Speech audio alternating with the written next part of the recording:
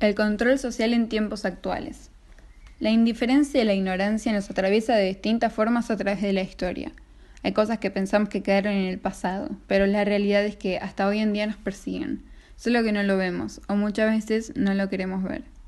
El tema que voy a abarcar en este ensayo es el control que ejerció y ejerce el Estado sobre la sociedad, mostrando las diferentes formas que hay de hacerlo y los diferentes impactos que tienen los jóvenes principalmente, pasando por la última dictadura cívica-militar de Argentina, trabajada en esta asignatura con canciones contemporáneas a la época de justamente jóvenes como Charly García, en las que reflejan el descontento y la gravedad de los hechos, como también lo que es hoy en día la sociedad estadounidense, usando como ejemplo una serie llamada 13 Reasons Why, que en español sería 13 razones por qué. En ella se reflejan las problemáticas que muchos jóvenes estadounidenses padecen actualmente.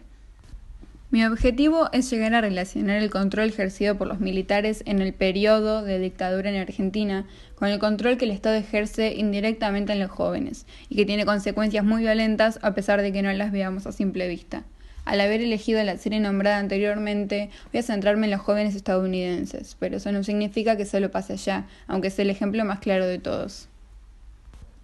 La Argentina entre 1976 y 1983 estuvo atravesada por un gobierno militar impuesto mediante un golpe de Estado con el fin de reorganizar la sociedad, a la cual hoy nos referimos como a la última dictadura cívico-militar. En este periodo de tiempo, la sociedad argentina sufrió desapariciones, torturas y muertes. Principalmente sucedieron en los jóvenes de aquella época, los cuales militaban alguna ideología contraria a la de los militares o simplemente conocían a alguien que lo hacía.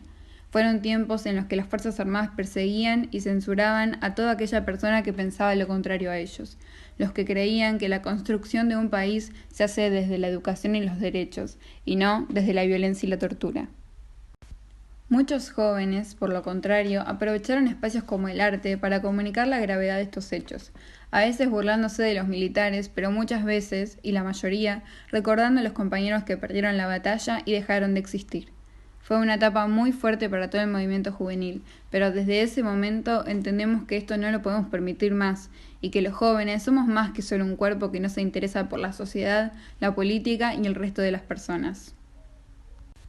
Viendo la serie 13 razones por qué, notamos desde la primera temporada un hecho que pasa en Estados Unidos, como lo son los tiroteos y la violencia en las escuelas, haciendo visible esta problemática.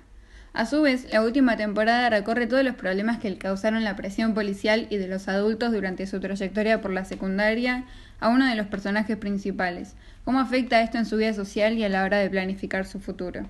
A partir de ello me di cuenta que hay una problemática muy grande en Estados Unidos que atraviesa a los jóvenes, principalmente los que están en secundaria. Este problema no lo vemos a simple vista porque no aparece en ningún noticiero, solamente cuando las cosas pasan. Sabemos que la sociedad de Estados Unidos está muy ligada al racismo, a la idea del ciudadano americano perfecto y hegemónico y a construir una América perfecta. Esa América perfecta que ellos construyen es a costa de muchísimas vidas, no solo en ocasiones como conocimos hace poco el caso de violencia policial sobre el hombre de color que fue brutalmente e injustamente asesinado llamado George Floyd, sino también en la educación y en los valores, o falta de ellos, que se transmiten.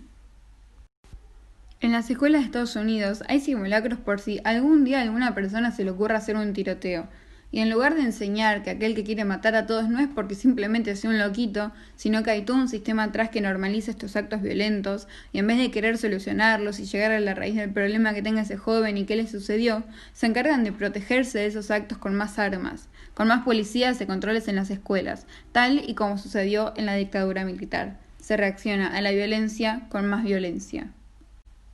En conclusión, deberíamos repensar muchísimas de las prácticas y políticas que hacen que tengamos sociedades cada vez más violentas alrededor del mundo. Hoy en día no notamos el control ejercido en las sociedades porque no es como en la dictadura que hay un militar afuera de tu casa. En este caso hay un Estado que no regula como debería la venta de armas, que no se preocupa por los valores colectivos y empáticos que deberían enseñar y que margina y expulsa a todo aquel perturbado por nosotros mismos. Si no humanizamos más las tomas de decisiones y las políticas públicas, vamos a convertirnos en un mundo que prioriza a unos pocos, en el que los que hoy queremos cambiar las cosas para que sea más igualitario, vamos a entrar al grupo de marginados e incomprendidos de la historia.